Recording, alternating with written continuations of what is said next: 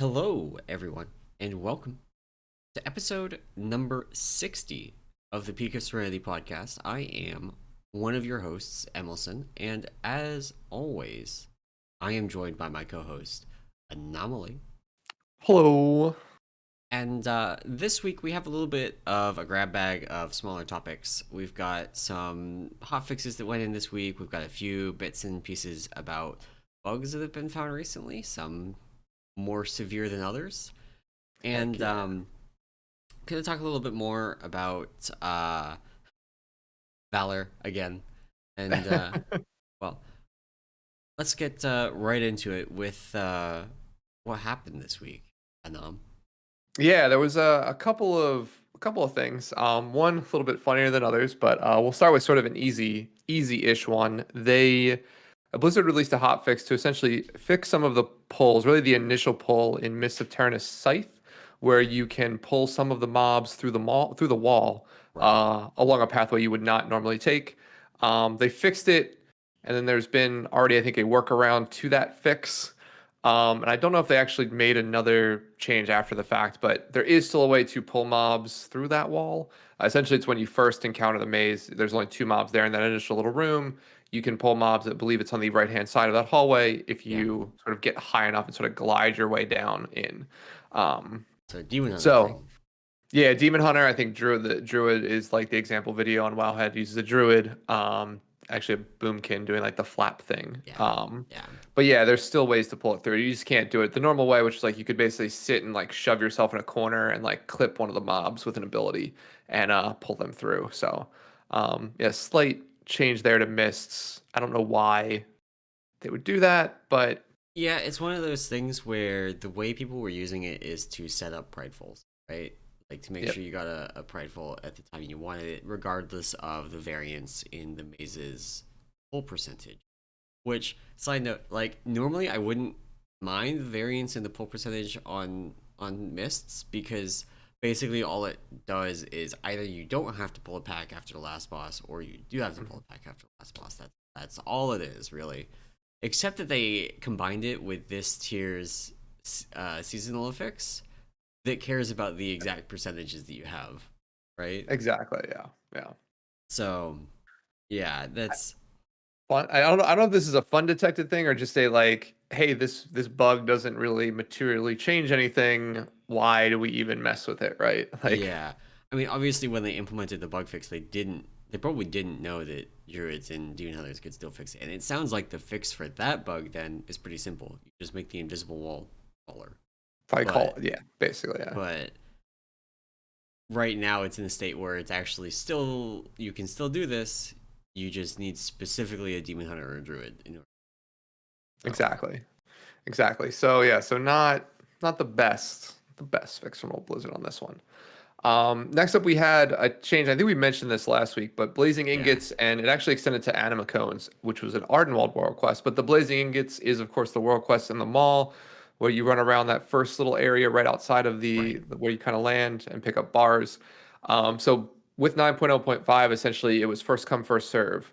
You looted one, and then no one else could loot it around you, and it had like a fairly long respawn timer. Right. So what they did to fix this, which is actually pretty funny, is before 9.0.5, they were sort of personal lootable. Like Hmm. you looted one, your friend could loot the same one, it would disappear for you, disappear from them. It was not a huge deal. What they actually ended up doing was there's still a respawn time. It's just very short.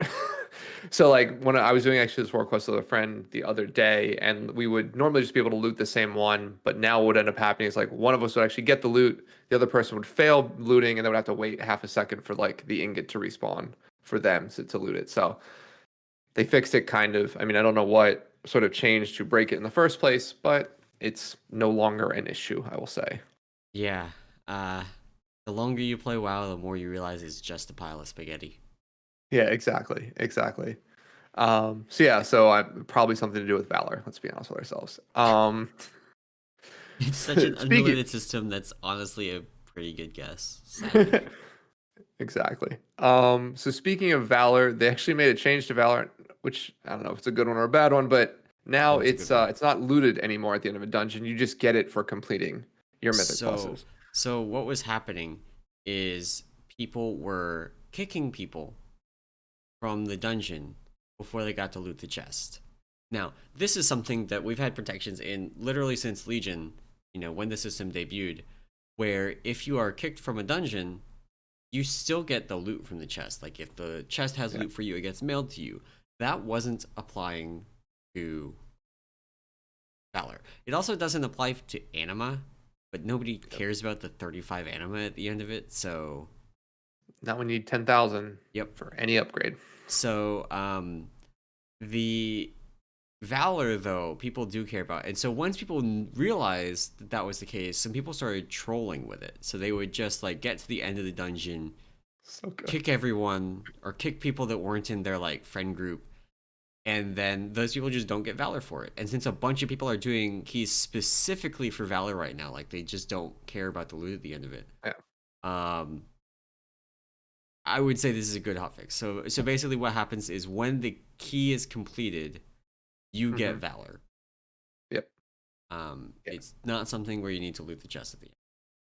Yeah, so I mean, a good change for the troll aspect of it. I think it's always. I think stuff like that. It sucks if it happens to you, and I would probably be upset if it happened to me. But I still think it's funny at the end of the day. I mean, it is. It's, It's something that really has a much bigger effect if you're pugging, right? yeah. Oh yeah, for sure. Like if you have to spend 30 minutes just finding a key because you're a DPS, and you spend 45 minutes in this trash can key, and then you get kicked at the end, and you don't even get anything from it. It's just, I know it sounds so bad, but I just find I that would hilarious. be logging off. Let's be honest. I would mean, not be logging back on for a couple of days. Yeah, God, yeah. But that's still, it's for whatever reason, I still think it definitely frustrating. Not gonna deny it, but it brings me back, right? It brings me back to playing this game in vanilla, where you used to be able to ninja loot and people didn't like call on Daddy Blizzard, right, and get you in trouble for it. So, but in any event, so yeah, so no longer need to loot it. Gets mailed to you. A solid change. We then have, hold on, let me count, 1, 2, 3, 4 separate invisibility pot hotfixes.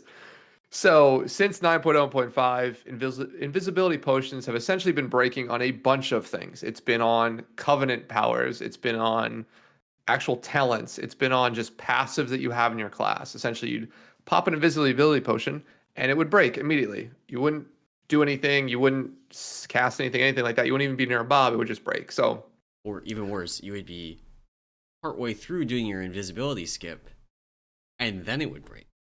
Yes, yeah, and then it's just all hell breaks loose. So, in any event, Blizzard has released 4 separate hotfixes, 4 individual hotfixes, essentially targeting certain abilities that have been breaking it and sort of going down the list and fixing those. So, this has to be one of the more interesting bugs, right? In terms of like, I wonder what changed from a combat ticking perspective, because like that's what this is, right? This is this is just like passive auras that tick regardless, and like for whatever reason, them ticking is now pulling you out of stealth.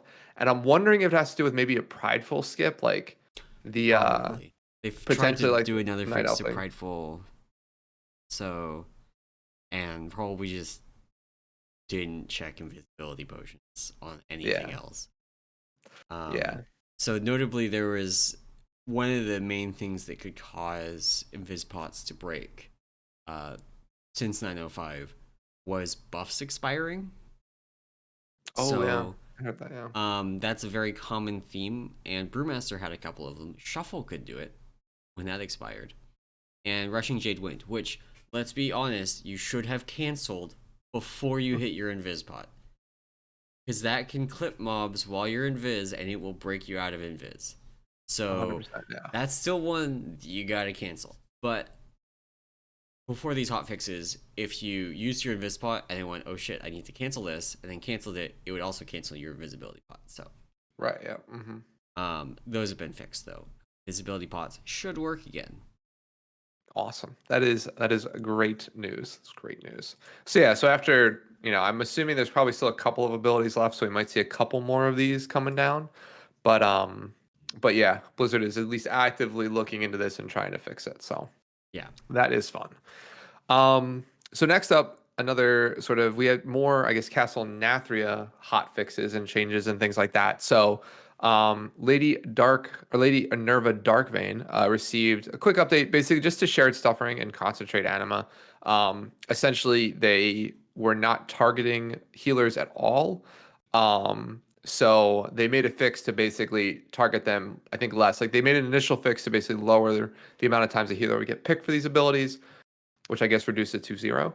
And then now they've sort of re-added it so it's still a lower chance, but healers Yeah. can now be hit by these. So Yeah. Which, I mean, I don't know if that really makes much of a difference in difficulty of the fight. Like no, nobody, no, if you just stacked healers so they couldn't be targeted, you couldn't make the DPS check. So, yeah, it does lessen what healers have to care for on that fight. Since you do true. only run 3, it's a little bit. I wouldn't say it's a hard fight to heal, but it's just a little bit more difficult. So like adding in healer movement and anything like that might do something, but it's minor movement at best. So Yeah. um, that's the Dark Vein fix. They also did a couple of Artificer Zymox changes, health reduction, and then Withering Touch damage reduction. So his overall health was reduced by 5%, and then Withering Touch, excuse me, damage was reduced by 15%. That second one's So going to be good for well, this boss is probably just impossible to pug, just like period, but if you're a late stage mythic guild, mhm. it's going to make it a lot easier. Withering Touch is um like it's just a dot that goes on random members of the raid, and it does a lot of damage. They need like Yeah. targeted healing on them to keep alive. It's not like a disgusting amount of damage, but this is one of those things that will kill people while you're progressing it. Yeah. Yeah, they definitely need to they definitely focus. And the other thing too is that particularly if anybody that's running seeds for you gets Withering Touch, generally they needed a defensive if they were going to run a far seeds.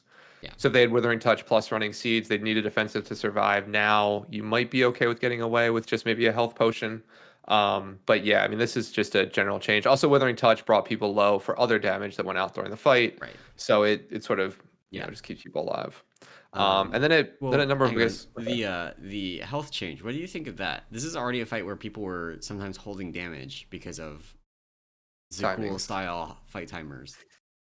I mean, I don't health reductions. I is whatever. I mean, I don't.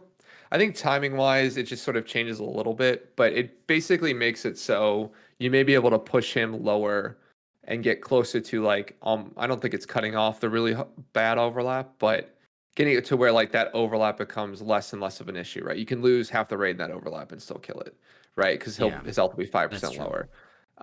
I think timing wise, I mean, to be fair, I haven't done this boss in like 3 months, Yeah, so same. I, I know I don't know what it's gonna do. the other raid team in my guild were doing a damage stop on it on reclear this week, and Gotcha.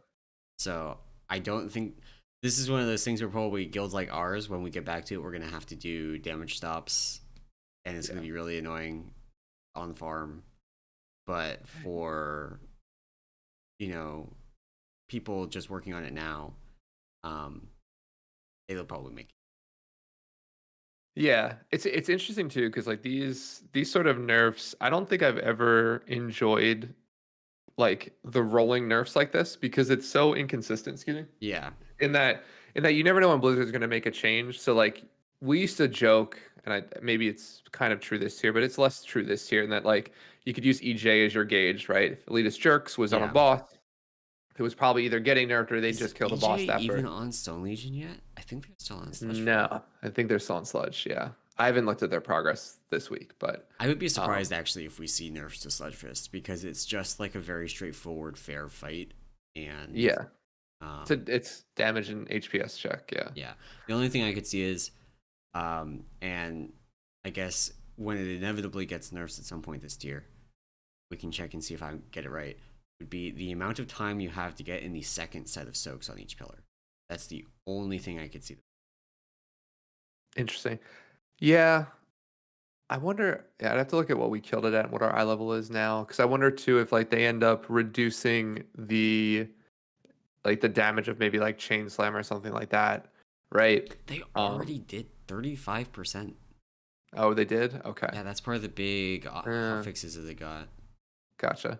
Yeah, then I don't know. Yeah, I guess maybe it's more time to soak because that'll be the only thing that kills you at that point, Yeah. based on gear. So, but yeah, I mean, I don't know. I don't like nerfs like this because I'd Mm. rather them like to me the perfect way to nerf a tier was ICC. And ICC, if I don't know if you remember, but ICC Yeah, had it a had a stacking stacking debuff buff. every week, or a Yeah, stacking every buff. week.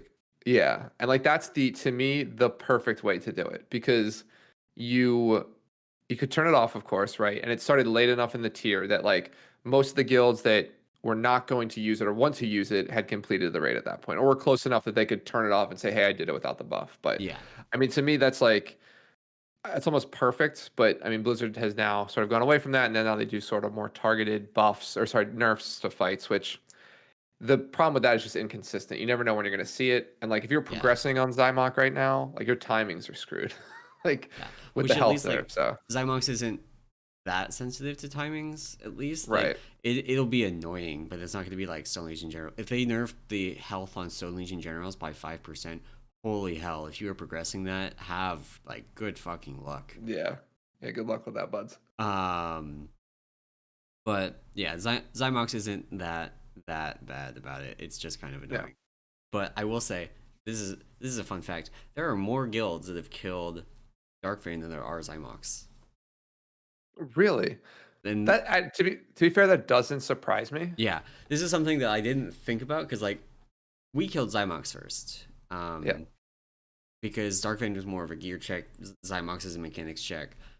Now as the tier has progressed, we're at the point where a lot of guilds that are like the heroic into mythic, well, they have the gear to make the gear check on Darkvein, so the mechanics check boss is going to be harder. Yeah. So It's yeah, it's interesting. I kind of like that, to be fair. It's yeah. interesting that you can see that flip-flop as like tiers go on for sure. Um so cool. And then there were a couple of Denathrius nerfs, but those were just heroic only Oh, there's items. there's one mythic change for your Oh yeah, sorry. holy priests. There are currently 0 Denathrius kills with holy priests, by the way, on mythic. Yep. Spirit of Redemption can no longer neutralize your allies on mythic difficulty. So for those that aren't familiar, in Oh, the last phase of Sire Denathrius, split into 2 groups. One of them goes in the mirror realm, one of them goes into the real world. And if the mirror realm person, or if a mirror realm person and a real realm person touch, they both instantly die. It is 3 million damage. So technically, someone could like pop an immunity. Maybe. I actually don't know. It might pierce immunities. But you might be able to pop an immunity and like kill your entire raid. But so Spirit of Redemption was neutralizing people.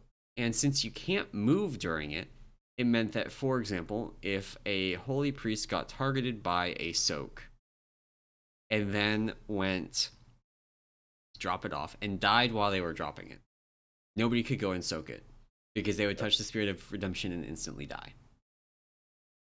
that's awesome. Um, That is amazing. I don't like it's funny that no one ever tests like do people not test that? Like well, I I mean, look at Stone Legion Generals. I mean I guess. Yeah, Which, in I don't fairness, know. like, Sire Denathrius is so much better in Generals. Like, Yeah. it's Yeah. unbelievable. So we were progressing it last night where we had some issues with our kicks in phase 2, and we started Mhm. making good progress once we got that resolved, and we're starting to progress phase 3 now. And it's just like night and day how much fun that boss is compared to Stone Legion Generals. It is not just like, yeah, I like the boss better. The boss is a lot more fun to tank than Generals was, but Oh yeah. also um like when you progress like when you make progress, you can tell that you're making progress. Right, yeah. No, you Yeah. get to a new mechanic, you learn to do that mechanic, you continue. None of this like, oh, we wiped an intermission 1 because our timers were wrong. Exactly. Yeah. We got the second like queuing and not the first queuing, which we've gotten the last 10 polls. So Yeah. We have to relearn the positioning here. Yeah. No, yes, the Nathrius look like a ton of fun. So, You're gonna have a good um, time on farm, I guess, but yeah, on on fire. Well, hopefully walking in one shot it. That'll be the plan. yeah, So, I doubt it, uh, just because of yeah, tuning. But we'll see. Yeah, for sure. We'll see. But nobody, yeah, no. Oh, I don't sorry. know about you guys. My guild has. I don't think either team has ever walked into an end boss and one shot it on their first re-clear. Yeah, no, and to be fair, I probably won't be in. Like we normally do a 2 or 3 kill, like basically set the take the first whatever the original kill comp was and take that the next 2 or 3 kills, Yeah. and then start subbing people in, or as least close as we can. Generally for healers, we like to keep pretty consistent. Yeah, I think Um, for us, we'll probably like we have 3 hunters and we're only running 2 on this boss, so we might yeah, like take one of those hunters and swap them so that the other person can get their kill. But gotcha. healers, I don't know that we will swap out healers for the first re-kill. Yeah, it's normally they're a little bit tougher to do that. So, Yeah, um, so cool. And then I think the only other final thing this week was they did do some Spiteful updates. So Spiteful is of course the affix this week. That's the one where whenever you kill a mob, it spawns a shade that will fixate an individual in your group and sort of hit them for a ton of damage, but also slowly lose health over I think it's like 12 to 15 or so seconds. You can of course DPS these shades to speed that up, but basically it's sort of like kill everything, run away, CC those. You can like stun them and root them and things like that. But what they ended up doing was, from a spiteful perspective, if you do get fixated by one of the mobs, you get a debuff on you that says you're being fixated, which then you can translate into much easier weak aura, triggering and things like that to let yeah. you know you're being targeted. And to be clear, like Um, weak auras have existed for this prior to 9.0.5. right. Yeah. The way they worked was by looking at target of target on each Yeah. spiteful to tell you if you were. So this just makes it easier and a little bit more efficient, but not. I don't think your spiteful weak aura is going to be R- frame rate. Let's be honest. Right. So I mean the nice change though is if you use like default UI or don't use weak auras, you now have a debuff that you can see. They also changed the graphic of so of course you get little eyes over you. It's sort of the standard I think graphic that Blizzard uses for almost every affix or sorry fixate. Yeah. They were like purplish bluish. And now they're like bright red eyes over your head. So, The one much time easier this to tier see. that I am happy they made something red. Exactly. Exactly.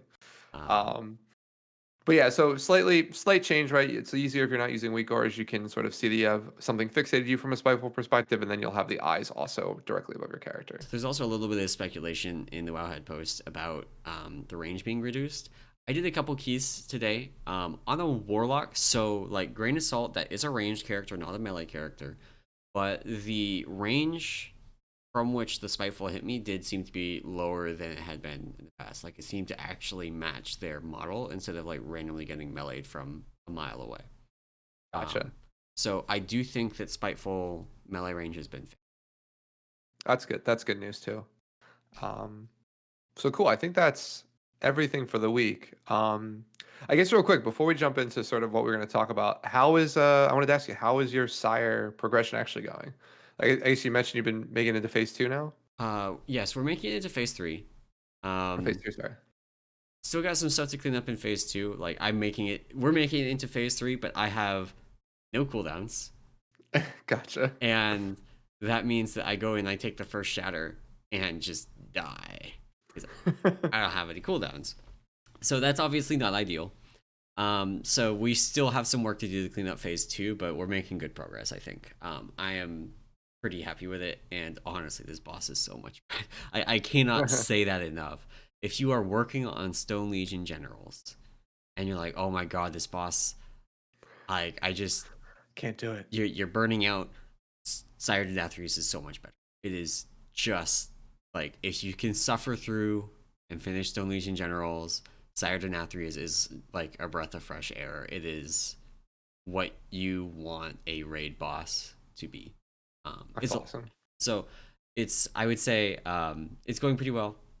Biggest issue we had yesterday was actually just missing kicks on the melee ad in phase two, Oh which is God. annoying. And it's one of those things where it doesn't literally instantly wipe you when it happens, but what happens is that it does 18k damage to the entire raid, which is a lot, and interrupts you. And if you're casting, that also includes a spell lock. So if you were, say, a priest and you were pressing smite, then suddenly you're holy locked for what, Right. 6 seconds.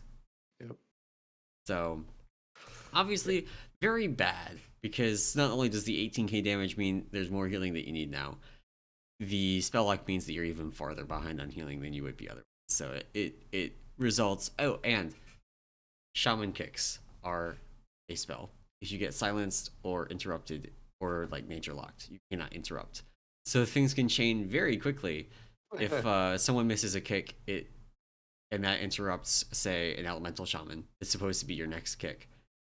Then they can't get their kick, and then the raid just dies. So Yeah, then you're just at that point. Yeah. yeah, definitely kind of annoying, but we got that problem resolved. And once we got that resolved, people were pretty consistent, and we were making really good progress. So Nice. I'm excited about raid tomorrow.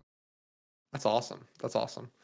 Cool. Yeah, and I guess I mean I am not progressing on Sire. I am Yeah, on the bench, but my guild actually got Sire Thursday. So in one of the most epic boss kills I've seen in a while, or is at it least like end boss first the kill. mage in the ice block in the red shit? No, no, even better. So we had the final Ravage hit everyone. Um, so wiped most of the raid. We had one mage in an ice block, and our one of our resto shamans onked and started just like throwing out whatever he could.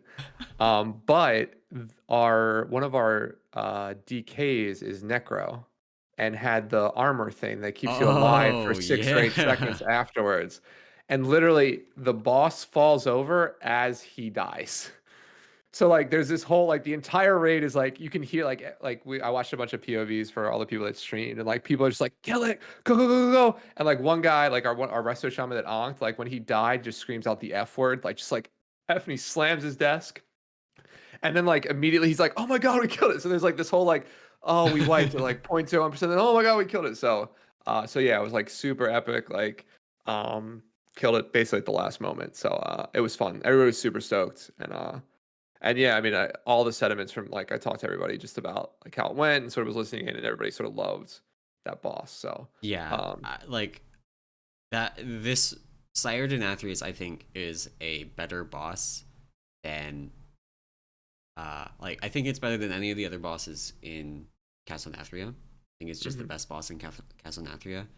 And like this is colored by my perspective as a tank. Yeah, Um, and I would say it's probably the better than any of the bosses that I did in BFA, just like all of them. So yeah. Yeah, I mean for a first tier end boss, it's probably one of the most memorable that I've at least seen, right, and sort of been around. Um, so yeah, no, it was a great fight. So yeah, hopefully you guys kill it. yeah, I mean it's funny I think phase 3 ends up being like one of the hardest is the hardest part, right? right. And it does that whole there's like what the two overlap portions that are just ridiculous in terms of movement and Yeah, personal the responsibility. So diagrams that we have for this boss oh are yeah, they're like so you end up moving about once every 20 seconds from one position yeah, to another. It's just back to back to back rapid fire mechanics happening. yeah. We And oh sorry. oh, go ahead. No, I was gonna say we ended up building a weak aura that basically was like whether you that we had two, one for up and one for downstairs, and it was like essentially it was like moving to this icon, like or drop soaks at this icon, move to this icon, and then it had countdowns. Yeah. And so basically, like we had people would have that in the middle of their screen. Essentially, it was like, all right, if I get the debuff, I go to moon. If I don't get the debuff, I rotate to skull. And so, um, Can I steal those from you? We have I a will. weak aura, but it shows up. So it's for both realms, and it says like Yeah, melee to green, ranged between whatever and whatever, yeah, and um it shows up before fatal finesse goes out, and then it disappears when it goes out. So a bunch of people are gotcha, like, I wasn't paying attention to it, and then I got targeted, and now I don't know where to go. Which I mean, I gotcha. want people to just know it without needing Ikora, but Yeah. that's maybe asking a little bit much. Yeah, I will see where we have these posted because the Paceman links are dead. that we initially used to send them out. So Oof. I will get them Worst for you case, though. I will invite you to a group in WoW, and you can actually just like share them. Send them that way. Yeah. No, of course, of course, of course. But yeah, no. So that was I mean, week or wise was probably one of the coolest things we saw, or I saw, and then yeah. But yeah, it seemed like a great fight. So I'm glad you're enjoying it, and I hope to kill it probably in another 2 or 3 weeks. But I'm more excited that I get to raid next week. Yeah, you get to Um, be in raid for the first time in a couple weeks. That's gonna be great. yeah, I'm super excited. Yeah, So, are it's you gonna be funny. doing farm as your holy paladin or as your mistweaver? Good question. Probably as my holy paladin for now, but maybe in a couple Makes weeks sense. sneak in the mistweaver. Yeah, I mean it's funny. We're only raiding one day next week, so Oh, and right it's on literally your like break. yeah, like as far as we can get, let's do it. Because like yeah, we did the whole like well, you did the same thing. It's like Sludge Fist for 3 weeks or 2 weeks, and then right into Nathers for 2 or 3 weeks. So it's just been. I think everybody wants a little bit of a break. I've had a plenty of a break, so like I Yeah, need you're good to go. yeah. I mean, I've Um, yeah killed every boss in Valheim at this point. Like I played a bunch of Loop Hero. Like I need some WoW. I need a yep, WoW yep. fix. So Um, well, cool. Well, cool. I guess maybe on to the old topic of the day, which I think, like you mentioned, a little bit of a grab bag of a bunch of different stuff. Um, and so I think we talked about this, you and I, kind of all on the side about what topics we want to cover. And tonight was supposed to be more of a like patch and review type episode, right? We got a week or 2 weeks at this point to let it set in, see how we've liked it, see what we thought, and then sort of come back and sort of talk about what we felt, right? So the first thing I have on the list here is does Valor still suck? Question mark. Um, and yeah, I yeah, I think this is an easy answer from both of us. I don't. very few redeeming eh, qualities. Yeah, I mean, The other the than thing oh sorry. the thing I will say is like I am working on a warlock all right now, Hmm. and what Valor does mean that the keys that I do right now, if I get a trinket, for example, from them, if I get a really good trinket, that's actually like great. It's not like, oh damn, I got this in a +2. I wish I had gotten it in the +15. I'm gonna be doing in a week or 2 weeks. Yep. There's fewer feel bads about that. So I think that is good, but like the amount of valor that you need to upgrade stuff is actually really high. Yeah. The expected amount of valor we're gonna have by the end of the season is not even enough to upgrade every slot to 220, even with the like 5k they started us with. It's Yeah. just like, and that's not even counting like maybe you start upgrading an item to 220 because it's better than what you had, and then you get another item in that slot that's even better, and now you just wasted all that valor. Yep. And I mean, there's a reason that PvP has the infinitely grindable currency be the one that you use for upgrades, right? Right. Exactly. Yeah. Yeah. I mean that it's again it's a very weird implementation and one of the things I was kind of going to bring up here more on like the bug side of things as we get to it, but I talked a little, I know we talked a little bit at the start of this, which was like, what is one thing we'd like to maybe see Blizzard do over the course of this expansion that they haven't done? And it was like patch more frequently, right? Like that. Yeah, I remember, I explicitly remember having this and being like, yeah. if they released a patch every month, I'd be ecstatic. I don't know if I want that anymore. Like, because, Because of how half baked Valor is. well, like how Half-Baked Valor is the number of bugs that were just a part of this like Yeah, 9.0.5 patch they in need to general. like okay. We can go back a little bit and talk about how they fired a bunch of their QA people last Yeah, expansion. Um, yeah, we didn't call it beta for Azeroth for nothing, right? yeah, And I mean, I've always been kind of happy that I raid on the weekends because it always means that like we don't have to deal with the Tuesday hotfix bugs. exactly. Um, Yeah. but this is a little bit ridiculous. Like I, It's just yeah, like yeah, hearing you say that like you don't even get enough Valor to upgrade all your gear to 220 is just it's a waste of a system at that point, right? yeah, Like there's it's like the only reason you should be spending Valor on an upgrade right now is if it's an item that is basically irreplaceable. yeah, Something like if on my Warlock, for example, I think Unbound Changeling and there's the Trinket from Spires. They're both really good if I remember correctly. Yep. Um, and so if I get one of those, like all the Valor into that slot, and that's fine, I guess. It really sucks that there's this kind of trap. Right now my bracers are my lowest eye level slot, so if I get bracers from a +2, it would be incorrect for me to spend Valor on it. And if Yeah. it's not just like a little bit incorrect, it's actually kind of a lot incorrect. And that's even the case. Like that, the system allows you to make a decision that just screws yourself over Yeah. is really bad. Yeah. Yeah. Yeah, we've talked about it probably ad nauseum at this point, but it's just, yeah, just poorly thought out or poorly thought through system. Like the idea of bringing back a currency that you can spend to upgrade gear, awesome. But Yeah. like all the other systems that interact with it, now and on top of that, the rate at which you gain this is just like It's it sucks. 135 per key. Which means you have to run what 12 keys to cap a week, right? Something like that. Isn't it 750 a week that you need? Oh, it was only The 750. cap Okay, is. I thought it was 1500 a week. That was the old Oh, the amount old that one. you Okay. could hold per. I'm pretty sure. I haven't actually looked at my Valor cap on my Warlock.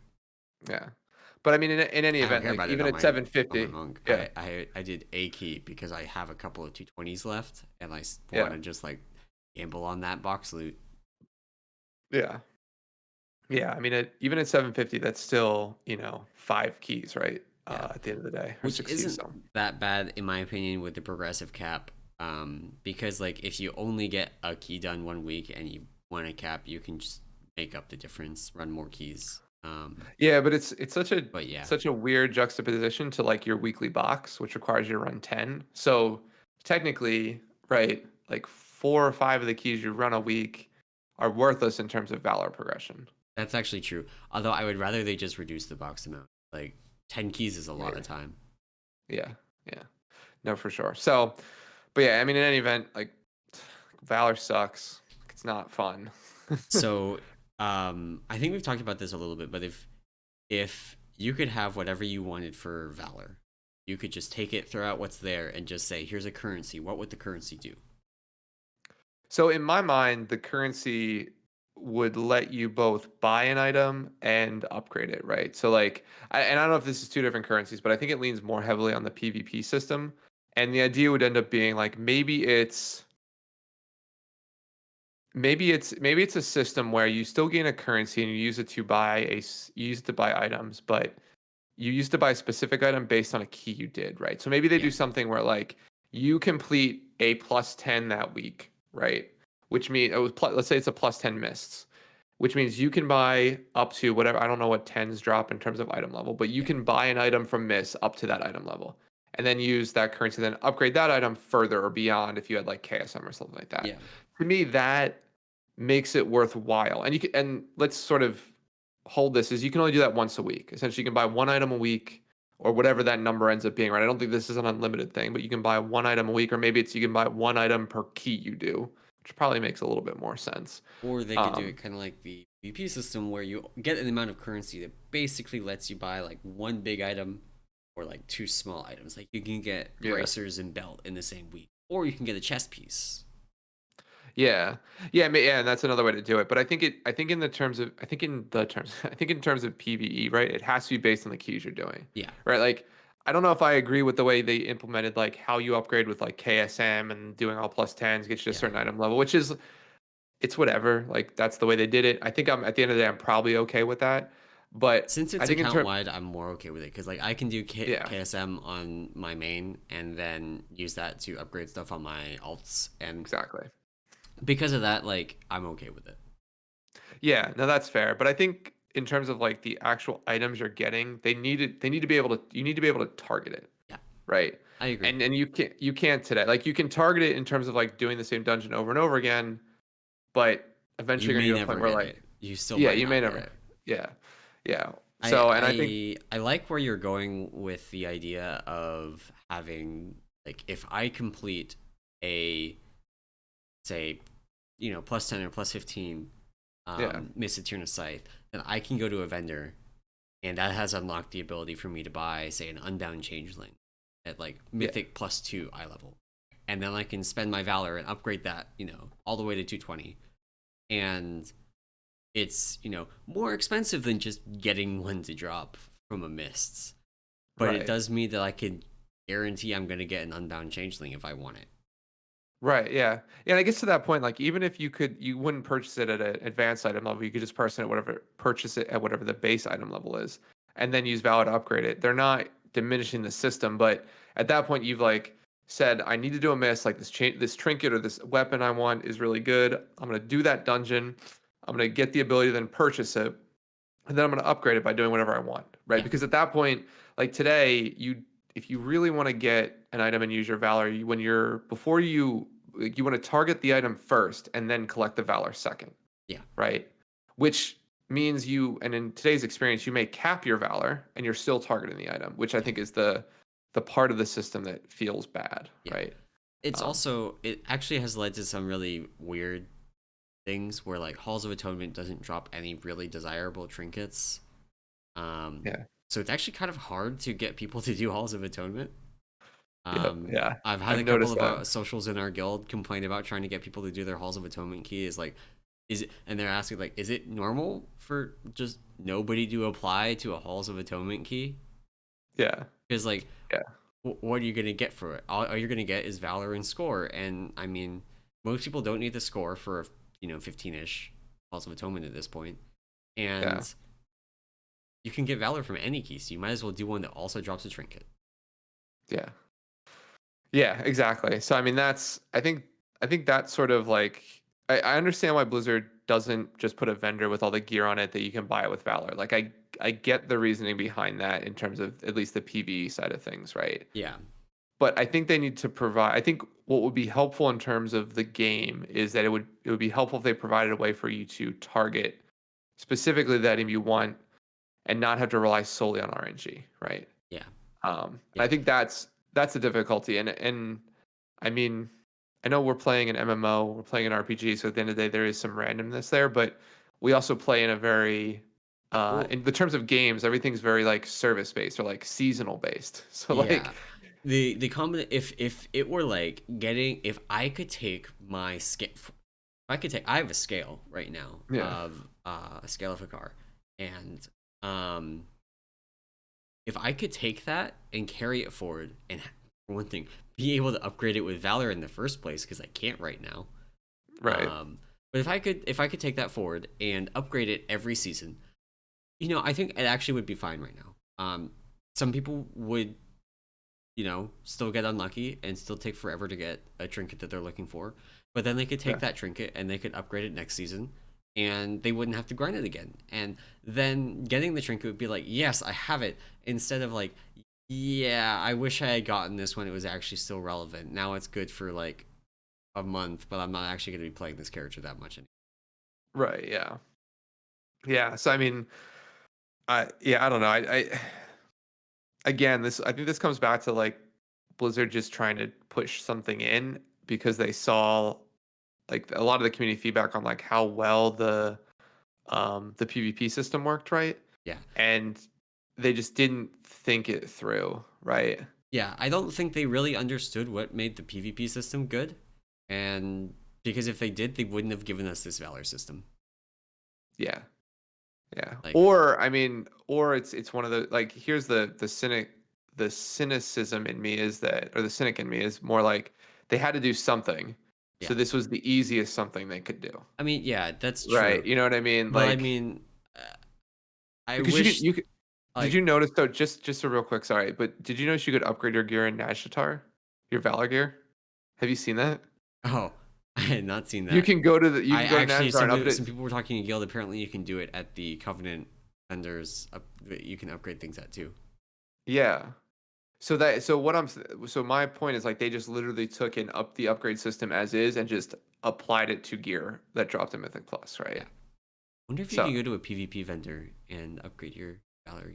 maybe you could. I Probably, don't know. probably. Probably. Um, but yeah, I mean, what the system at the end of the day really needs is some way of, if they're going to insist on not letting us upgrade gear across seasons, which that would be my preferred solution, just like period. just that does Yeah. upgrade gear across seasons. Um, I wish that they would. They need some way of giving us a more deterministic way to get these Yeah. items. Because like, yeah, randomness is there, and like it's inherent in this kind of game. Like I play D&D, you know, Yeah. I understand, but part of games like this is also that you have to control the variance, right? Yeah. You can't just like say, "Oh, it's a 1 in a million chance." Like most of you are gonna get it eventually. Exactly. It's like, no, the variance on that is insane. Some people are gonna get it right away, and a lot of other people are going to never get it, and that's the experience of getting a trinket right Yeah. now. And Yeah. when you add in the fact that like we're gonna have to grind these trinkets again next tier, I'm not doing more the other side keys right now to get a scale of a car that I can upgrade with Valor. That's gonna be good for a Yeah. month. It took me 12 or 13 runs to get it in the first place. And again, that is somewhere on the order of like 12 to 13 hours in that dungeon. That's a lot of time. Um, I'm Yeah. not doing that again, or God forbid it takes me 40 like it took the tank on the other team in my guild. Like, absolutely fucking That's not. so funny. That's so funny. Yeah. I hope they implement something somewhat of a vendor-based system or I think, but yeah, I think the most important thing is actually like they could leave everything off of the vendor except for trinkets, and if they put trinkets on the vendor, I'd be happy. yeah, that's true. That's true. That's true. But yeah, Valor is what it is. It didn't look good when they came out, and it's not good It now. hasn't played So, out. yeah. It has not played out well. Yeah. So the other quick sort of thing I had was just sort of just a general class changes and how they feel. So I mean, I forget the Brewmaster stuff, but for Mistweaver, we got just some mana reduction to two of our spells. And it actually, so funnily enough, I've actually felt it in doing keys on Nice. my monk. So it's felt like, to be fair, like I don't know if I'm going, it might just be maybe a placebo effect or something like that, but Yeah. um, it doesn't feel like I'm going through mana as quickly. Um, just in terms of like when I'm casting and things like that. So potentially somewhat of a change there. I have not rated yet on my monk, so I don't know how large of a variance it's going to be there. But it's felt okay, Yeah. right? I think all the things that I complained about or didn't enjoy with Mistweaver previous to this change are all still there, right? So it doesn't stop those from being there, but it feels okay. It feels okay. So it's Yeah. funny. I had to write something up for Wowhead about some healer balance stuff based on these changes, and I was I was looking at, you mentioned like zero holy priests have killed the mythic Denathrius, right? It's only like 15 or 16 when I checked last night. Mistweavers have. And so then I was like, oh, I wonder how many have killed, Stone Legion generals. And it was like 30. I was like, oh, that's not a lot. And I went back to Council Blood, and there's about 250 or 300 public parses of kills from Mistweavers on the final four bosses combined. There are 1,400 Shaman Mythic Denathrius kills only. Like publicly parsed characters have killed it. So I think the reason I bring this up is it's just also a very like it's tough to get the like feedback on this stuff from I think a mystery perspective because like no one plays it. Like no one plays it at a high level. And it's not like a joke. It's like Yeah. looking at public logs, like literally no one plays it. It's So honestly, it's tough. it's one of the we ask for reworks of classes and specs more often than is actually realistic, but Mistweaver Yeah. needs one. It's needed one since the beginning of Legion when it got one and it was bad. Yeah, well, it was half baked and fucking shit. So let's just call it what it is. Like pouring RO power into Essence Font, which canceled when you moved and ate all your mana at the beginning of the channel, was just a horrible design. Like a 3-second channeled ability in a raid where you had movement, a ton of movement and stuff to dodge and soak and things like that. That was the bulk of a Mistweaver's heal from an efficiency perspective, is a bad ability. Yeah. I It's mean, bad I ability. would be I don't even play Mistweaver and I would be happy if they deleted Essence Font. Um God, Can't And wait. I know there's a bunch of other people in the rating Mistweaver community that would be right there with it. Get rid of Yeah. Essence Font. Basically, if they took Mistweaver and made it play like Holy Paladin, and then like So much fun. I'm honestly, having they so wouldn't much even fun with my need to Paladin. fix revival. They do Yeah. need to fix revival eventually, but one problem at a time. If they Yeah. made Mistweaver like Holy Paladin, except with HOTS, or just kind of how kick weaving worked in Nyalotha before they dumpstered it, Yeah. it you know It'd be if fun. they design it and do it intentionally instead of letting it be something that happens because of how insane corruption scaling was, Yeah. then Mistweaver might see We some can play. we can Not dream. like world first play, but some Some. play. Some play, yeah. Yeah, it was funny. Like looking at those numbers actually was I was surprised at how low. Like I wasn't surprised at the Denathrius kills, wasn't really surprised at the Stone Legion general kills, but like the Sludge Fist and Council of Blood kills, like only being like Council of Blood was like I think 200 or 150 public parses basically, right? Based on just Warcraft logs. It's just a insanely low number when for that same boss you have like 7,000 paladin kills of it, like or characters that are paladins have killed it, which is just like I don't know. Yeah, Like I don't know how Blizzard looks at that and is like, man, like it's not that they want every class, they want players to play every class, right? They don't want to push people to play a class because it's overpowered, but like something's wrong. yeah. Like I mean, Holy Priest is right there in the same boat oh yeah. where, I mean, honestly, does Holy Priest even have barrier? Mm. Honestly, Think if of they Angel. just gave Holy Priest barrier, it would probably see play. Yeah, I mean it does a lot of healing, so It does a lot of healing, and sometimes it's actually like Disc Priest is extremely good. Spirit Shell is really dumb, um, but sometimes you actually just need someone to do dumb amounts of throughput, but you can't give up uh, a ring cooldown for that. Basically, is yeah. salvation is not even a little bit close. Yeah. Yeah. So I mean, we'll see. But yeah, I mean, in general, I felt somewhat of an impact, right, of just the mana changes. Yeah, I think when I talked about this initially, I liked the mana changes to start with, just because slapping more spell power on abilities doesn't really change the fact that you ran out we of mana will. trying to use them. Yeah, exactly. Yeah. Yeah. So As far as Brewmaster, I have not played with either of the legendaries that got changed, because Mighty Pour is irrelevant for the content that I'm doing, and Shao Might is still bad. So I am still using the same legendaries that I was before. I do know all right. that some of the high-end Mythic Plus players have been testing out Mighty Pour with the changes to it. Some of them were testing it even before 9.0.5, I believe. And I have not spoken with any of them. I do not know the consensus. I have a feeling that for the people that are doing 25 plus keys right now, it's actually Yeah. probably going to be very good. Just on the basis of just you take so much more damage to those purifies, those extra purifies it gives you are actually going to be fairly impactful. And the armor that you get during Celestial Brew, like it's not going to do that much. Let's be totally honest. Yeah. Um, but since they disconnected the armor from the Celestial Brew buff, even if you have your Celestial Brew consumed immediately, you still get 8 seconds or whatever it is of bonus armor. So that's fine, and for them, it's probably worth it. I don't know that it is worth it when you can just kite, but Hmm. at the same time, I don't do those keys. I don't do the keys where this legendary is possibly extremely good. Gotcha. And if it is very good in those keys, fantastic. I'm happy for it to exist. If it is still bad in those keys, then I want them to redesign it. Fair enough. Fair enough.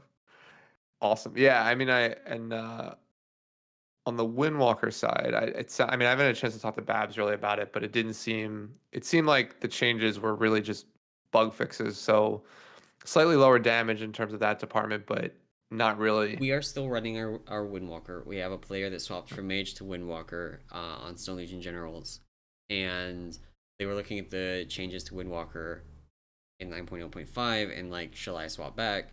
And They ended up playing Mage on our Stone Legion General's kill, um, because of the AoE changes, basically. Yeah. But they're actually back on Windwalker for Cyberden Athreus, and that's because we actually just won. And like, yes, we could Nice. have a mage stand in melee with people, but it's easier if it's actually a melee. Yeah. That's what one of our mages did in melee. He was not happy. Yeah, His com his combust came up with one of the he had to combust with one of the soak drops, which was never fun yeah, for him. So um yeah. Yeah, so I mean it seemed like at least across the board pretty minor differences, right, in terms of like these changes. So we didn't get any huge reworks or huge shifts in power. yeah. I mean, I think one of the probably most impactful ones is the changes they made to Marksmanship Hunter.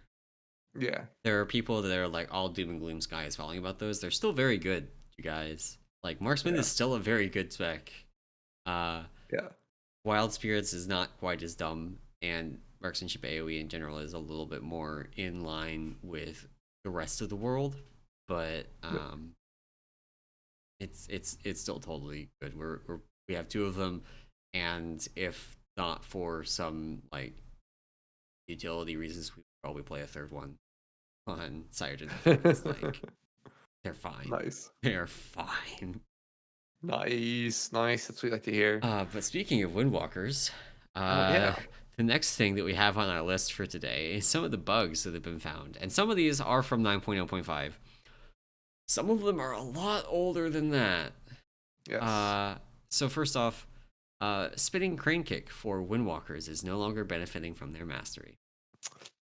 Yikes. So that's just like a straight up like 20 to 30% damage off the top for spinning crane kick. Which definitely doesn't like, this is like kicking them while they're down. Yeah. Because this is something that was introduced in a hotfix this week. Oh God. I didn't realize that. Because they hotfixed something with an Azurite trait. What? I'm pretty sure. Hang on, let me. Bow's was talking to me, but I'm actually gonna pull it up so I get this right. But I'm fairly sure. Let's see. That's absolutely ridiculous. They fixed Dance of Chi Azurite scaling a day or two ago. Probably came with that.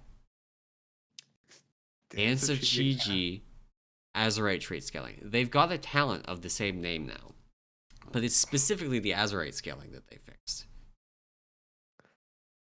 That's so weird that that still affects things. It's I don't know how they built the Azurite system, but they honestly just need to get rid of it. Like I don't know if Yeah. they even can at this point, but I don't care if all of the Azurite traits from BFA just stop working. Like all of Yeah. the I wonder Azurite how they gear, all if got. all of them are just like dumb items with stats on them, nobody cares. Yeah. I feel like this isn't the first time we've heard of like Azurite traits. Maybe for monks it is, but the first time we've heard with Azurite traits being Yeah, touched and like impacting classes like today, as in like Shadowlands, like yeah. 9.0.1 or whatever. Um, Um, which is so dumb. Which is like goes even back to when Azurite was a thing and like it would just randomly stop working until like you unequipped and re-equipped it or yeah. something like that. Do you remember those bugs? Yeah. And even the people like this is I think has been fixed. I think the fix finally landed in 9.0.5, but there was the issue where if you had at one point had Bulwark of the Masses equipped Mm-hmm. and then went into Shadowlands, it would continue proccing even once you took your Heart of Azeroth and Azerite off, but it would proc as a zero absorb shield and prevent any other absorbs from working, which is obviously very bad. Yeah.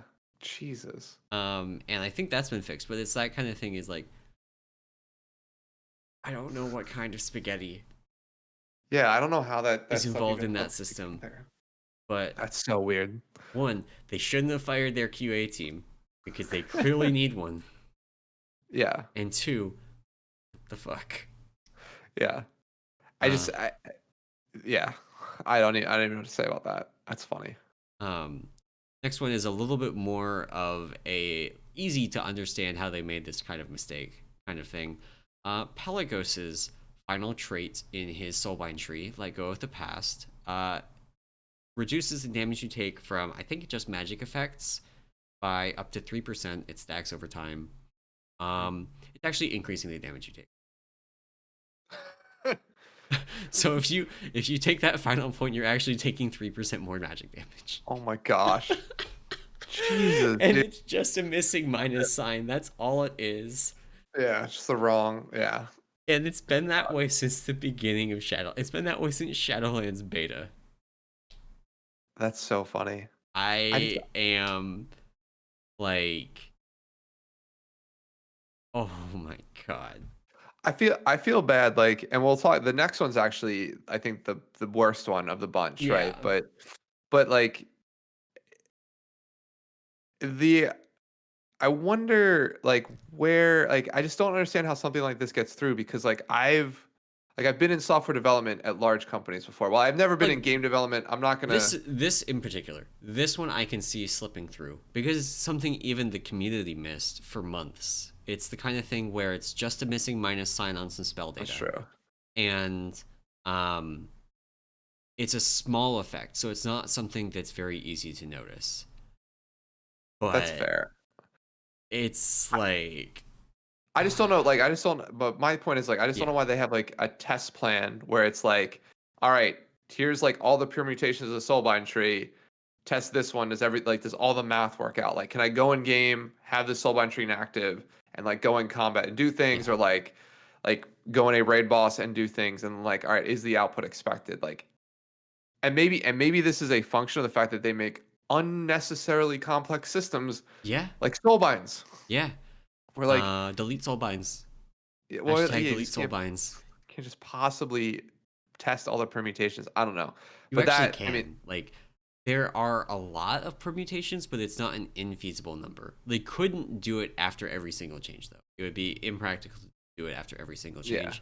But you don't need to, because most of the soulbind traits don't interact with one another. So you really could just test each soulbind trait once and get like 95% of the kind of coverage that you need.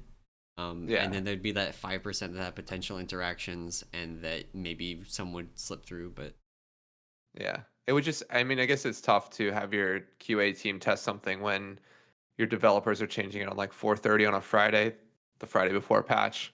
Difficult to get QA in the building to test those things. Yeah, I mean, I don't know. We'll talk about this last one, and then I have a couple of things to say about this. I guess. uh okay. Vengeance Demon Hunters. There's been a Wowhead post now.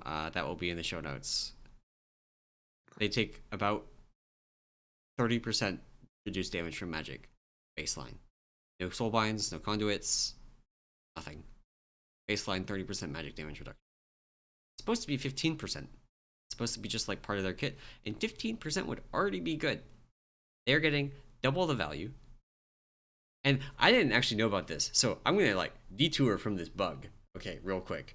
They have a conduit that gives them like 10% magic DR at all times? Yeah, yeah, Hello? Who yeah. the fuck designed that and then went and looked at the Brewmaster traits and went, this seems fine? None of the Brewmaster ones are even in the same universe. It's not It's even close. it We seems have okay. one that doesn't work on literally anything except I for mean, one spell. but it It is a but it Brewmaster does specific one. work. But it does work, right? I feel like I'm Captain Jack Sparrow, but you have heard of it. But it does work. Like if just blanket if they gave every tank the option of taking a conduit that said you take 10% reduced magic damage, everybody would take it. It would Yeah, honestly probably like it wouldn't quite be mandatory, but it would basically be mandatory. It would be better than any other conduit every single tank has. yeah. It's actually nuts. Okay, but That's then crazy. back on the topic of the bug. So basically, going into Shadowlands, they split the passive that Demon Hunters get their tattoos. I don't remember what it's actually called. Demon wards or whatever. That um, reads your tattoos reduce magic damage you take by X%.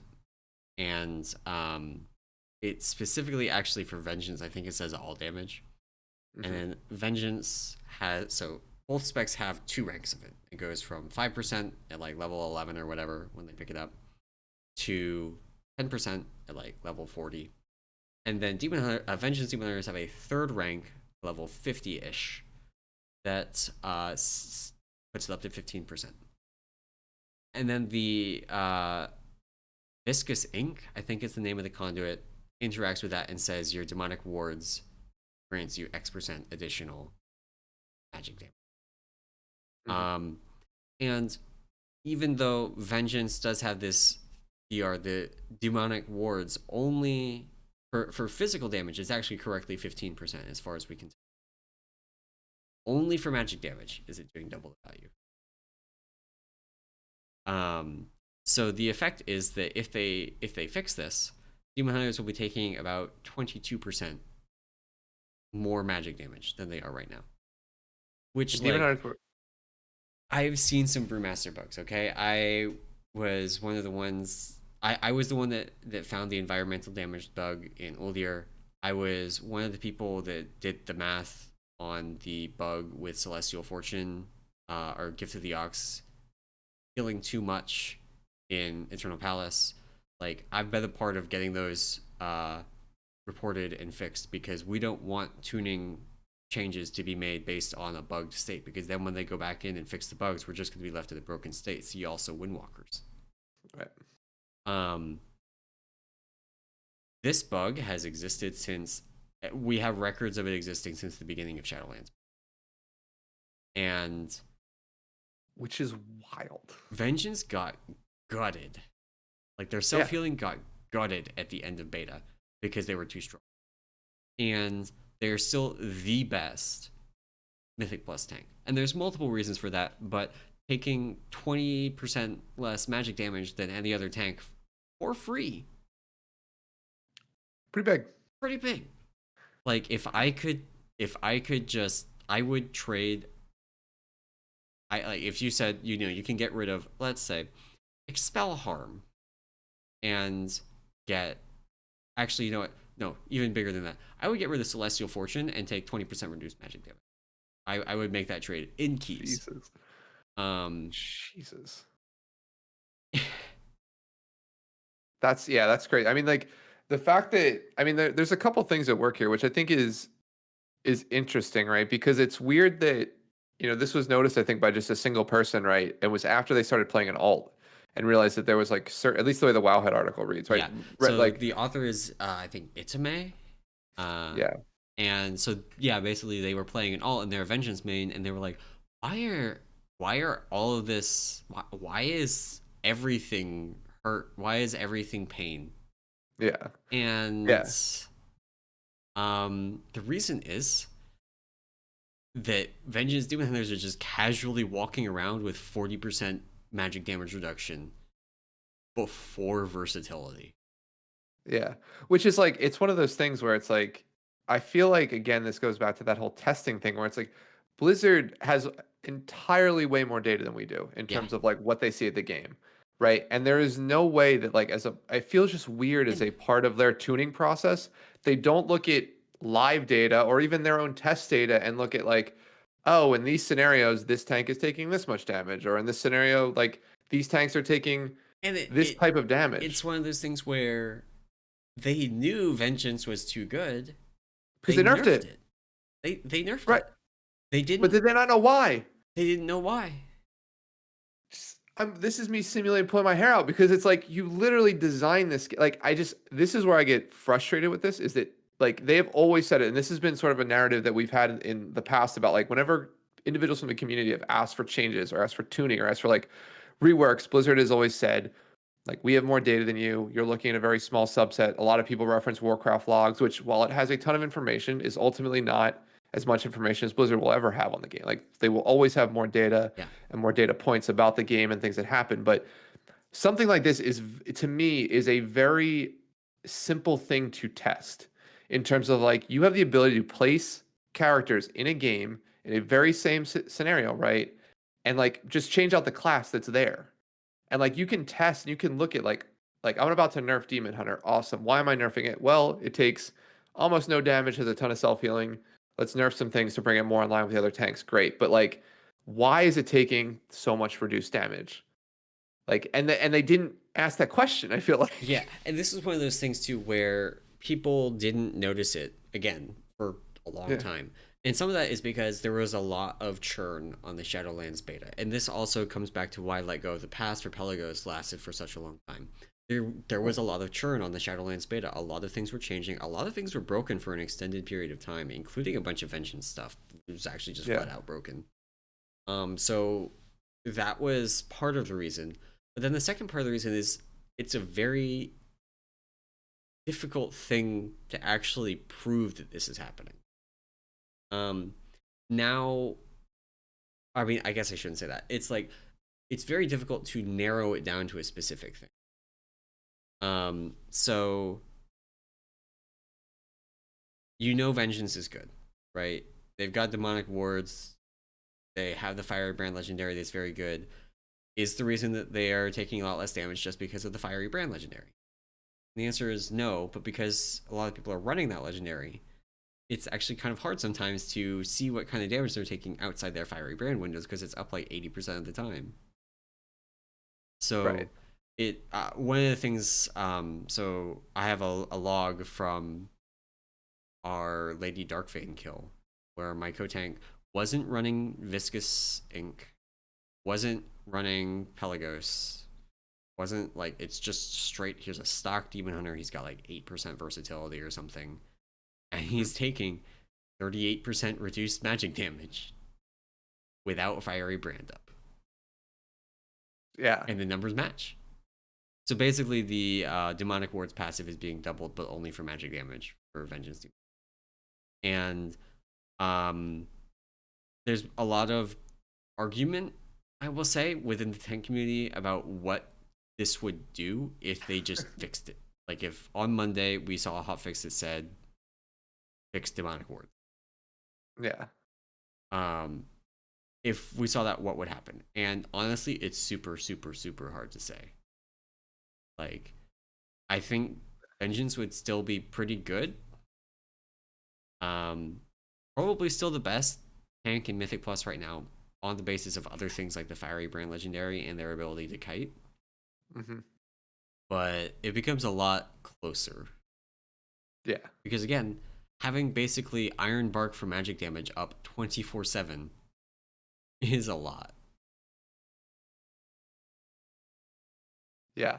I mean, it's a ridiculous amount, and the fact that it's been around since before the end of beta, I think is it's like it just points to the fact that like Blizzard might actually be moving too quickly for their own good, right? I mean, for one Which thing, I I never think thought I'd say that. I never thought I'd say that. I don't think that's the root issue.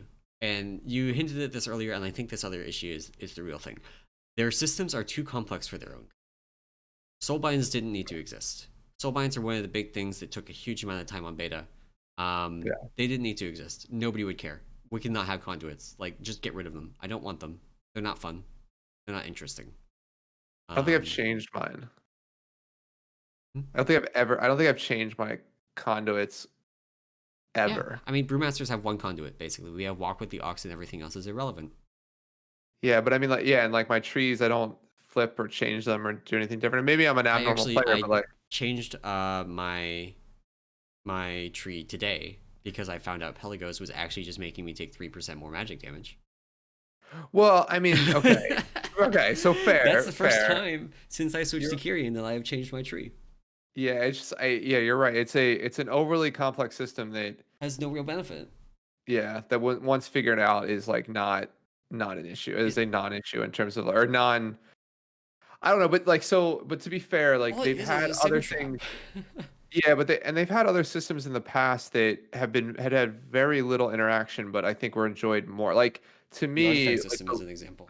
yeah, that was actually what I was going to point to. Yeah, it's like you figured out what the most optimal way was to in terms of like what points go where, but at the end of the day, you were getting every point anyway. Yeah. So like it didn't really matter what you clicked where. But you know what was fun? Clicking the fucking button and watching the number go up. Like that was fun. All Oh, I right. actually, when we get to the end of the episode, I have a recommendation of a game for you for bars go up. Oh, nice. I'm excited. But yes, I mean, I think, I think you're right, is that it's one of those things where it's almost like they're the kid in class that everyone hated because they try to ask the question that stumped the teacher, right? Like you know that type of person who was like, Yeah. hey, I'm gonna sound smart because I'm gonna ask this question that's like far out there, and like the teacher's not gonna know what to do with it or whatever, or like just answer in a way that like was a similar fashion, and it's like unneeded, right? Like Yeah. maybe you do that once or twice and really be like, yeah, I'm like huge brain kid, like I know what I'm talking about, Yeah. but like This also not like this same kind of thing happens in software development, right? Like if you've worked with any legacy systems at any point, you will eventually run into someone that had a brilliant idea on how to organize something, and it's like layers on layers of complexity to solve some problem where like the problem they were solving is like I don't want to copy and paste these 3 lines of two yeah, times. And so they've yeah, got like 400 lines of complex machinery to avoid having to duplicate that code. yeah. Yeah, so I mean, yeah, it's just yeah, it's that issue of just being complex to be complex, and like I get the fact that you know there is an expectation when we move from expansion to expansion that there is a new system to interact with, something new and large that, like, basically equates or justifies the cost you're going to spend, right? The Yeah. money you're going to spend to buy the expansion. I think there I, needs to be something in there, I, but at I a certain mean, point, I mean, what? I think there's 3 main groups of people, right? There's the people that buy an expansion for the raids in it. That's like me and you.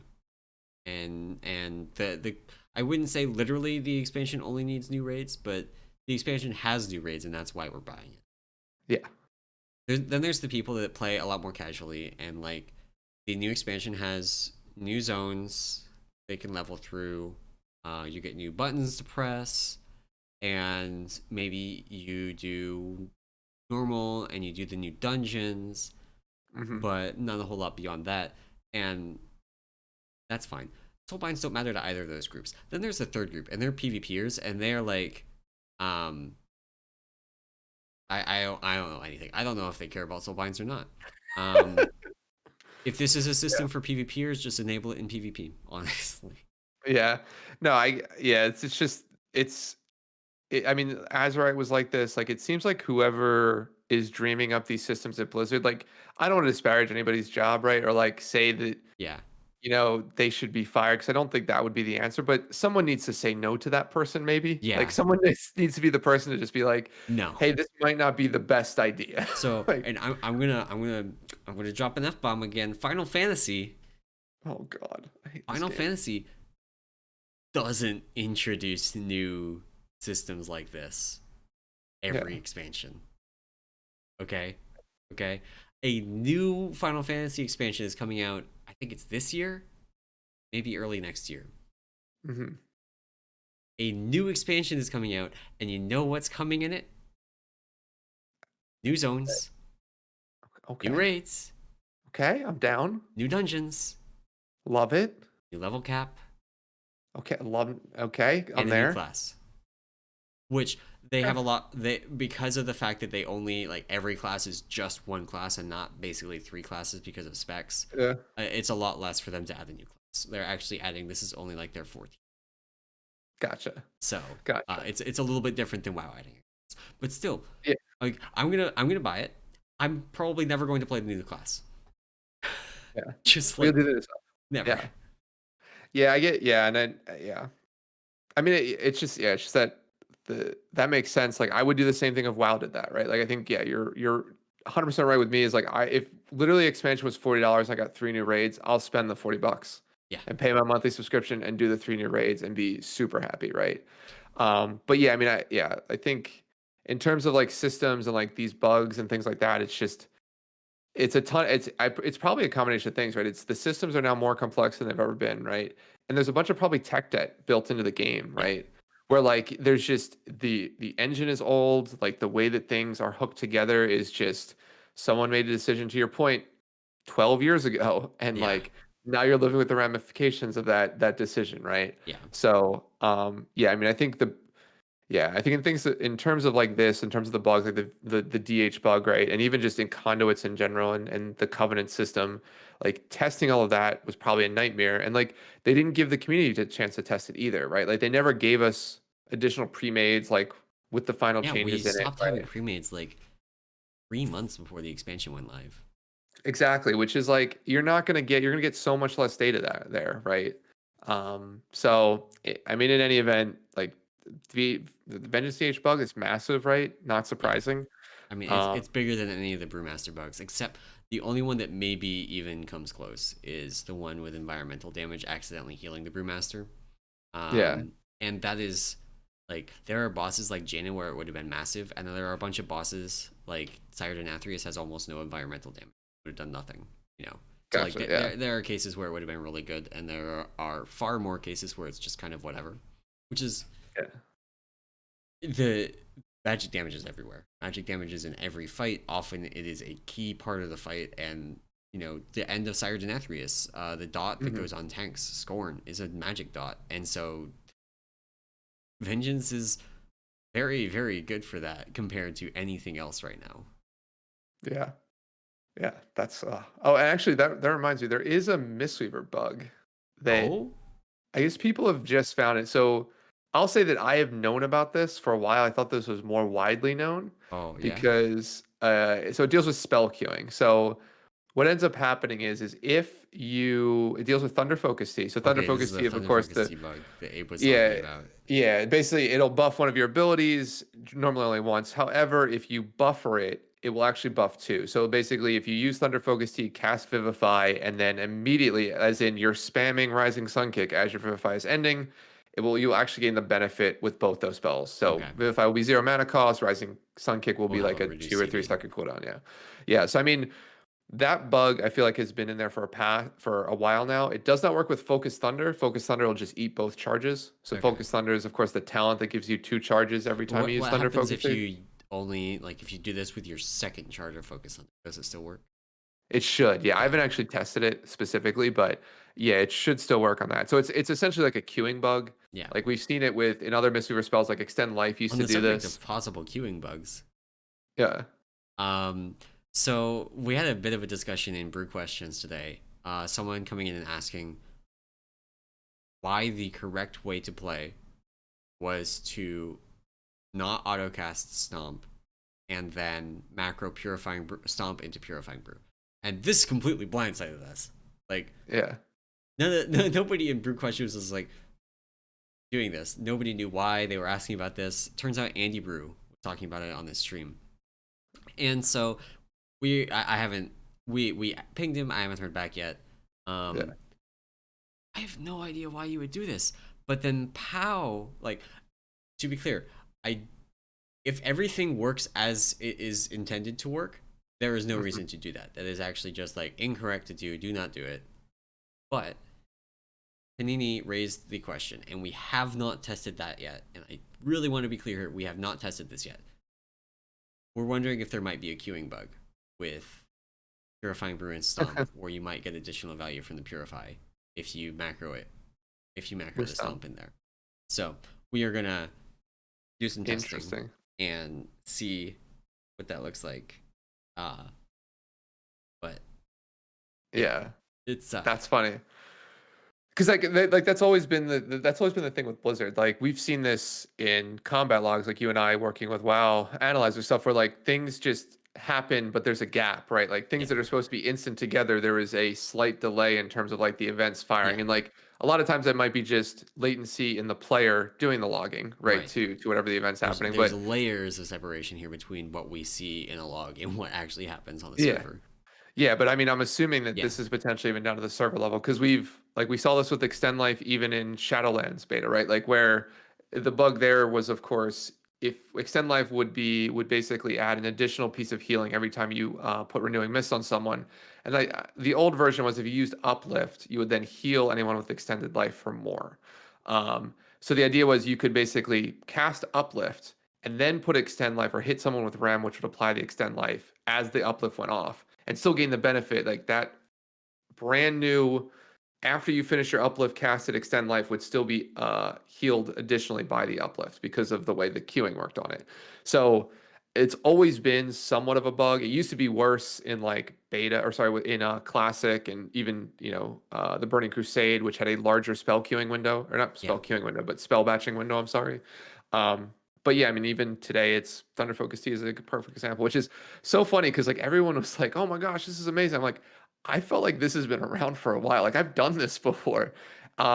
It was always a little bit more difficult because you didn't always want to like you didn't run Rising Mist, so there was no real reason to cast an additional spell after the Vivify, right? Right. Like you wanted the free Vivify, awesome. Maybe you had a renewing mist charge, so you get an extended renewing mist from it. But really, there was never a great reason to do this. I mean, now of course there is with Rising Mist being the way to play. But yeah, it was funny when everybody was freaking. I was like, I'm sure I knew about this. Like, I'm sure I've talked about this with someone.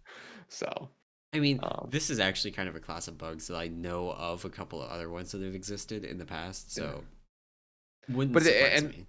yeah, and it's generally just something that like it's not like maybe you play around this one very specifically, but it's so limited in terms of like having to remember this that like you can't just macro Yeah. the like for in your case if that's what's happening on sort of the stomp and purifying, Yeah. right? That's much easier to just have a macro the way to go, right? But for something like the Thunder Focus T, and you would basically have to make sure you're in melee, you're casting Vivify, and your Rising Sun kicks off cooldown, and then when those stars align, awesome. But yeah, not something you could really. I mean, you slightly play around it, but not really. So, Yeah. but yeah, that was the other. Sorry, that was the other thing I wanted to talk about in terms of bug, which I don't even know if it's a new bug, but it's out there. So Yeah. So, yeah, it's and I want to be clear again that that explanation, that queuing thing for Stomp is pure speculation right now. We have not done testing yet, but um yeah, be interesting if that was the issue. So it will be. And if that is actually a queuing bug, then I mean, there will be a post about it because that will then be the correct thing to do as far as raid damage goes if there is that queuing bug there. gotcha. That's awesome. Um. Well, cool. Any other bugs or topics or sort of our patch day wrap up? Uh, Okay. All right. Well, then, of course, it is time for my favorite part of the show. And I think, Emerson, you kind of like this one, maybe slightly, a little bit. But it's Q&A time, which is where you send in your questions and we answer them. So you can send them to myself or Emerson. You can post them in Twitch chat if you're here live. Or you can, I don't know, tweet at us or just send us messages in Discord. Whatever, however you want to get the question over, we'll answer it. Doesn't even have to be about WoW. We answered an F1 question last week, and yeah, so and we'll, Nam we'll talk answered about an anything. F1 question I last week, answered but I answered an yes. F1 question. Yeah. Race this weekend. I'm excited. Or I guess it's next weekend, not tonight, but next weekend. Anyway, so we have a couple of questions here from a returning favorite, we'll say, and this comes in from at it's like Blazeroo, right? Anzaru, Yeah. Blanzaru, Anzaru. Hopefully that's good. Anzaru's got two questions. So first up is would Babs be open to Babs? I believe he means Babylonius here. Be open to making a DBM voice pack. I don't know. I have no idea, but I want to ask now. Yeah. So this got me. The question actually was asked like midweek, and it got me intrigued. So I looked at how to make a voice pack for Okay. both DBM and bigwigs, and it's actually not that difficult in terms of like structure. You basically just have to record yourself, and then Okay. you Okay. you So get it I out can there. already see what this looks like because we have a couple of in guild memes related to Babs. So there is a, I don't even remember what fight. It was sometime in like Eternal Palace. He just like somebody screwed up with mechanic. He was just like, "You fucking meatball." So now like their trial rank in guild is called Trial Meatball, and That's so good. he's never living that down. But like, I just want to take. We have a Twitch clip of that. I want to take that and just rip his voice out and be like, "There you go, in the Fucking voice pack." meatball. That'd be so Like, good. move Yeah. you fucking So meatball. that'd be so awesome. Yeah. So we should ask him and see if he'd be down to do it. But yeah, I don't know. Dude, I think voice pack would be cool. I think it'd be interesting to see. So it's funny that this came up right around this point too, because there's a bunch of call outs. Like I mentioned my shaman, we killed Sire. There's a huge like his like he basically like screams fuck and then slams his desk. And we might turn that into sort of a weak or a sound for our next tier in terms of Nice. like you did something wrong, like and just that'll scream in your ears. Yeah. Um, so yeah, so No, so this yeah, is a so golden idea. yeah, Golden. we'll get to the bottom of this for you. For Anzuru, Blazeroo. All right, so I'm just gonna call him Blazer. I feel like that's a better name. I should rename this dude.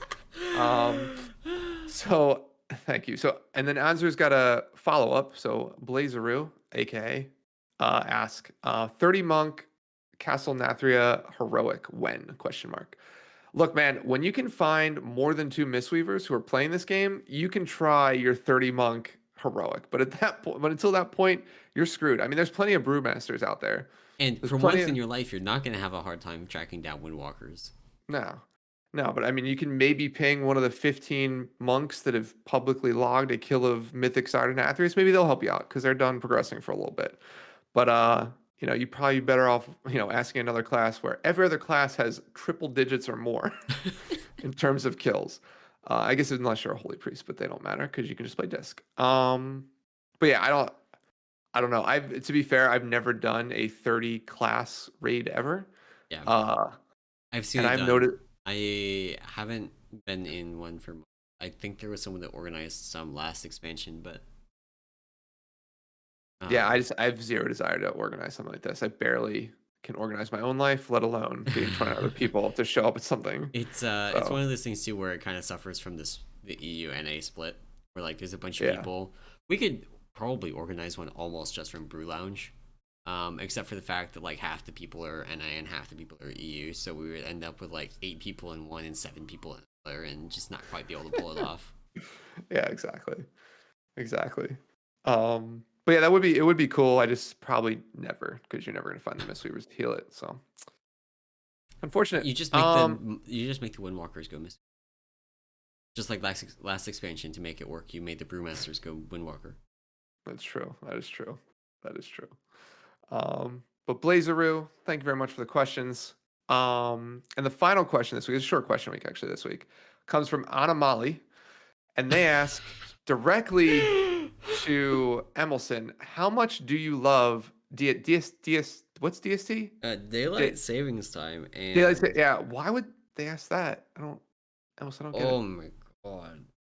So, daylight savings time for those that maybe don't live in the part of the world that uses this godforsaken system, um, happened on Sunday, last Sunday in the United States. And what that basically means is that everywhere in the world, or everywhere in the United States, it just like went 1 hour later. So we lose an hour of sleep. That's kind of enough to hate it in its own right. But it has this extra quirk where our raid times, for example, Yeah. are 8 o'clock to midnight on Friday and 7 o'clock to 11 o'clock on Sunday. Daylight savings time doesn't change that. It's still 8 to midnight and it's still 7 to 11. So even though for the rest of the world we actually raid an hour earlier, we are still raiding in the same time as far as our time zone is concerned. Which means that for the progression stats website that does estimation of people's raid times, I had to take that into account because our raid times are going to basically change. They change when daylight savings time happens. There's, if you record time outside of a daylight savings time zone, the time at which we raid is different. So good. Which presents some issues because all of the times that we get from Blizzard, for example, or that I get from Warcraft logs, I guess I don't know what they get from Blizzard, but the times from Warcraft logs are in standard time, universal standard time, which is GMT plus 0, and there's no daylight savings time there. Oh, it's always the same time there. It's there's no seasonal variation. So our times basically went from, midnight to 4 a.m. UTC to 11 p.m. to 3 a.m. UTC. And if I didn't make any changes to how raid time inference on the site works, then it would actually just like add an hour to everybody in the United States times. Gosh, it's so funny. Which is obviously not what we want to happen. So I had to do a bunch of work to make that happen, and I think I have a pretty clever solution for it. But I have to admit, I did not expect that feature to be like the most time consuming part of that fucking website. I That's spent too funny. so much time on that. That's too I've funny. rewritten it probably 4 times at this point because people keep finding new and interesting ways to log their stuff. Like there's still one that someone sent me that's they have a kill that isn't showing up because they had 2 people log. Each of them has a different part of their sludge fist progression from the same night. Okay, they have the same number of pulls. One of them has a kill. Oh God. And the logs overlap. So the rule that I use for overlapping logs is I go with the one that has more pulls, and then if there's a tie, I go with the one that's first, that starts first. The one that Oh starts first is missing the kill. gosh. That's funny. And then for the extra fun, the log that does have the kill is a multi-day log. So it goes from midnight on one day to 9 o'clock on the next day, and it's just like, just Yeah. come on, you Like how do you figure guys. that? How do Can you you figure that not one out? just like start the log when you go to raid and turn it off when you're done? It But that would would be make my life helpful. a lot easier. Like just dealing with, a random DC or people switching out, Yeah. that's actually really easy. And I had that sorted, before I even posted it. Oh my god, this is so much more work. That's funny. That's funny. No, yeah, I'd seen, we talked a little bit about this, I think, last week, and then I saw you actually did end up getting raid times in there, which I think was cool. So I wanted to at Yeah. least, Yep. I figured out a way to do it. It is going to be way less accurate at the beginning of a tier, which is unfortunate. And I'm going to have to Mhm. figure out how that works at the beginning of next tier. And it might just be that I turn that feature off until, 3 weeks into the tier or something and have it Gotcha. show last week's raid time or last tier's raid times. Gotcha. But yeah, it has its downsides for sure. One of which Yeah. being it is like 500 lines of code to figure out the stupid raid times. Nice. I love it. I love it. Well, Anomoly, thank you very much for the I question. love how you You're pronounce welcome. that, by the way. Yeah. No, it was from Anomaly. It's me. I asked this question. Okay, Uh okay. And then this is another question, but a Okay. suggestion for Anam because you really like bars going up. Okay? Have you ever I played do, yes. Stellaris? I've not. Okay, it's got so it's got like this sidebar on it. Okay, and on Okay. this sidebar, every entry in Okay. this sidebar can have one or more bars that go up. Whoa. Okay. I'm intrigued. Okay, okay, okay. I wish I had taken. I tried to take a I'm screenshot, but intrigued. it's actually kind of janky, and I couldn't get a screenshot of it. On I play this with my younger brother. We have a weekly game that we do when we play Yeah. co-op. Um, and I just at one point like everything. So it's a like grand strategy kind of game in the vein of Civilization or Master of Oh, Orion if okay. you played that back in the day. And Yeah. so it's sci-fi, it's set in space, and you get different planets, and you like build things on the planets, and you build ships, and you have space stations, and all this stuff. So at one point, Okay. I just had literally every planet was building something. Literally every space station had one or more ships building. Literally every Okay. like yeah, I had science ships that were scanning things that had progress bars. I had construction ships that were building things that had God, I progress bars. love So I it. could just scroll up and down, and everything had the progress bar going up. And That is so it's not awesome. you like you're not doing anything to make the bar go up, but you I'm start fine with it that. and the bar goes up. There's lots and I lots of am bars going up, and I love that. yeah, That sounds and like I'll have if to if check it you're out. if you're like on the scale from like pure bars going up to like chaotic bars going up. Okay, Yeah. if you're a little bit more on the chaotic end, it's got things in the upper left that are just numbers that go up. There's no bars, but there are numbers that go up. I'm fine with numbers going up. I love auto clickers. Like huge. I still have a cookie clicker thing going. It's like 4 years old at this point. 5 years old. I've not lost the save Yeah, yet. so So Humble Bundle had a bundle of the game and a bunch of DLC for like $15 okay, last week. I'll I don't check know that if out. that's still going on, but if you're in need of another game, which it sounds like you have less of a need now that you're going to be back in Ring, I do. I do. Yeah. but It's been tough. It's been tough. if So you're in need of more bars going up content, Stellaris has a lot of them. I'll have to check that out. God, I love. God, they. That's why. Oh, that's why the artifact system was so good, man. You You just have the got bar your going up all the time. AP.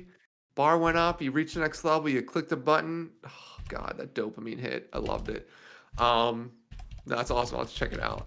But yeah, I think that's it now. So again, thanks for the questions, everyone that had them. Of course, we always want more, so send them in. We'll answer them, kind of, maybe. You know, Definitely. yeah, probably we'll answer them. We've been doing But this other show. We are we are at 8 months now that we've been doing this since the relaunch. That's a Almost. long time. I think That's we're a almost very at long eight time. months. The end of this month is going to be like 8 months. Um, and there's only ever been one question that we didn't answer. Oh yeah, Yeah. yes, So there has only ever been one question that we didn't answer. So send us those questions. We will yes. answer them. Love questions, of course. But other than that, I think that's it for the episode. I don't I think think that wraps it up for today. And true to form, I did not say this would be a shorter episode, and it became one. it did. It did by about 15 minutes. Somehow. But that is going to wrap things up for today. Uh, thank you all for listening. You know, the people that are watching on Twitch right now, hi. But thank you for showing up and watching and hanging out. This show is, of course, brought to you by the Peak of Serenity. And if you want to support it and the other work that we do, you can do that over on our Patreon at patreon.com/Peak of Serenity. And of course, besides just supporting the show and supporting the site, that also gets you a cool Discord color and some private channels on the Discord, as well as some other perks like being able to join Babylonius's D&D game. It's very fun. It's very good. But that has been it for today's episode. Thank you all for listening, and we will see you next week. Bye.